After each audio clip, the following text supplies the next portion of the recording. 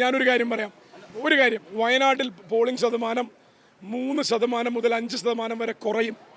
അതിൻ്റെ കാരണം കൂടി നിങ്ങൾ ജനാധിപത്യ കേരളത്തിന് ബോധ്യപ്പെടുത്തി കൊടുക്കണം. 5 മാസങ്ങൾക്ക് മുന്നേ നടന്നൊരു തെരഞ്ഞെടുപ്പിൽ വോട്ട് ചെയ്തവരല്ലേ ഞങ്ങൾ.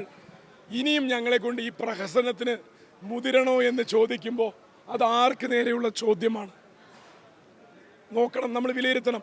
ഞാൻ ഉറപ്പിച്ചു പറയുന്നു, 3% മുതൽ 5% വരെ അതിന് മുകളിൽ പോകുമെന്ന് എനിക്കറിയില്ല.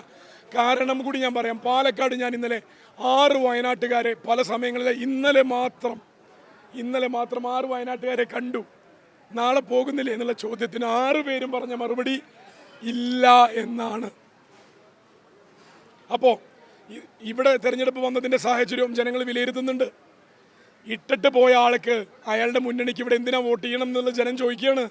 ഉപേക്ഷിച്ച് പോയ ഈ നാടിനെ ഇനിയും ജയിപ്പിക്കണം എന്ന് പറഞ്ഞ് ആ ചിഹ്നത്തിൽ ഒരു ഉളുപ്പില്ലാതെ വോട്ട് ചോദിച്ചാൽ പാലക്കാടത്തെ ജനം ആ ചിഹ്നത്തിൽ ഇനി വോട്ട് ചെയ്യുമെന്ന് പ്രതീക്ഷിക്കേണ്ട. ആർക്കു വേണ്ടി ഉണ്ടാക്കിയെടുത്ത ഉപതെരഞ്ഞെടുപ്പാണ് എന്നുള്ളതും ജനത്തിന് ബോധ്യമായി. ഈ 2 കൂട്ടരെയും തോൽപ്പിക്കേണ്ടത് ആരാണ് എന്നും ജനത്തിനറിയാം, പാലക്കാടുകാർക്ക് അറിയാം.